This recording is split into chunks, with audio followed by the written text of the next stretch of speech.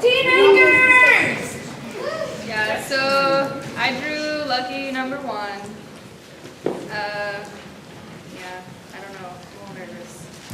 Maybe I should have you guys close your eyes. Okay. 407 years ago. Yeah, you all know what I'm talking about. Day 0.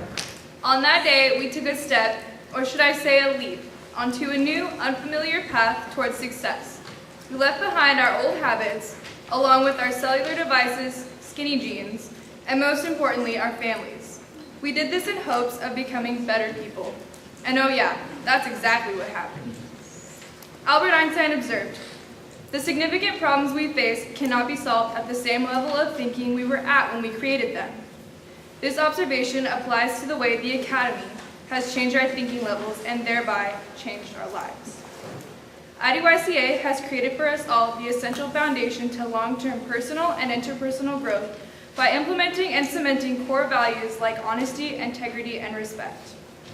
The achievements we've made over the past 22 weeks have brought us hope and the idea that we are embryonic, that we can endlessly grow and develop and release more and more potential. Many people experience a fundamental paradigm shift when they face a life-threatening crisis similar to the change we undergo during our 22 weeks away from home. For example, before I came to the Academy, it wasn't uncommon for people to inquire on what I was going to pursue after my imminent graduation. I'd respond with something like art and history, because at this day and age we can all agree that $30,000 for an education that will get you literally nowhere is kind of ridiculous. And the puzzled, disapproving expressions I'd get were more interesting than the discussion of what I wanted to be when I grew up.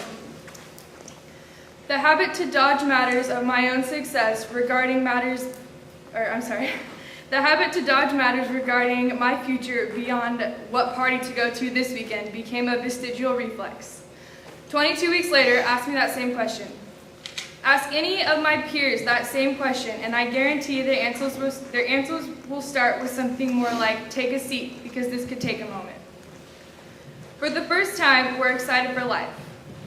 The lens through which we see the world is no longer distorted by inhibition or negligence. We want to work hard, we want to impress our parents, teachers, and peers with what we are capable of. We've come leaps and bounds over these past 5.5 months, and we've come out with a momentum that will continue to evoke growth. This metaphorical momentum comes from our newfound appreciation for things like cookies, donuts, family, fluffy pillows, and cookies.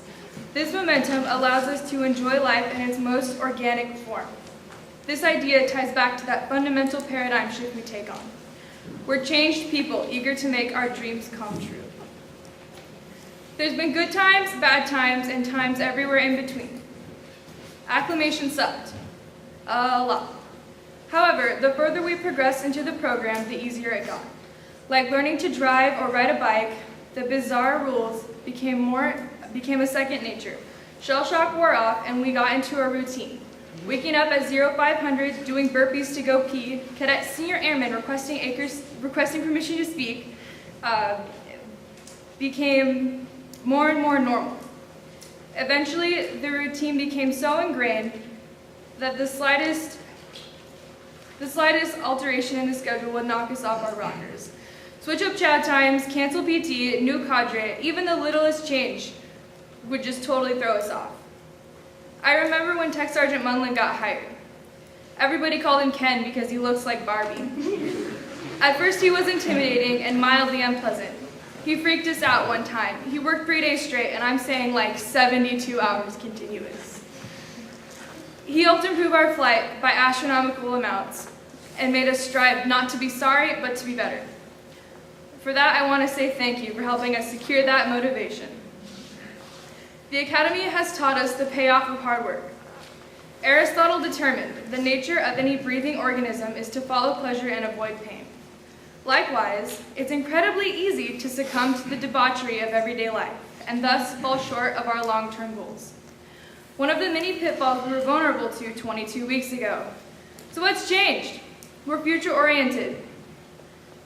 We've been provided the necessary tools to avoid such pitfalls, to attain our goals, and therein gain unprecedented satisfaction.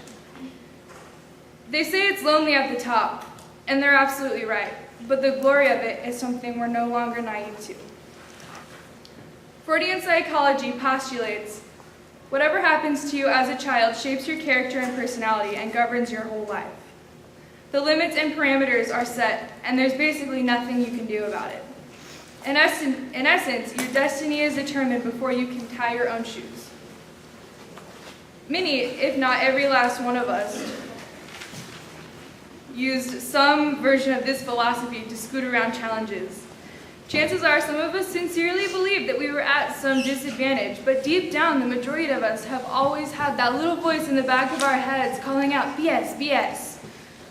Because we know it's not true. By and large, the Academy has opened our eyes to the most basic principle of the nature of man. We have the freedom to choose. Freud was wrong, imagine that, right? We're not subject to any predetermined fate. We have risen above. I'd like to say thank you on my own behalf and that of my peers. Thank you, Mom. Thank you, Dad. Thank you, Grandma and Grandpa. Thank you, Cadre, and thank you, IDYCA, for giving us a second chance and the tools to stand on our own 2 feet.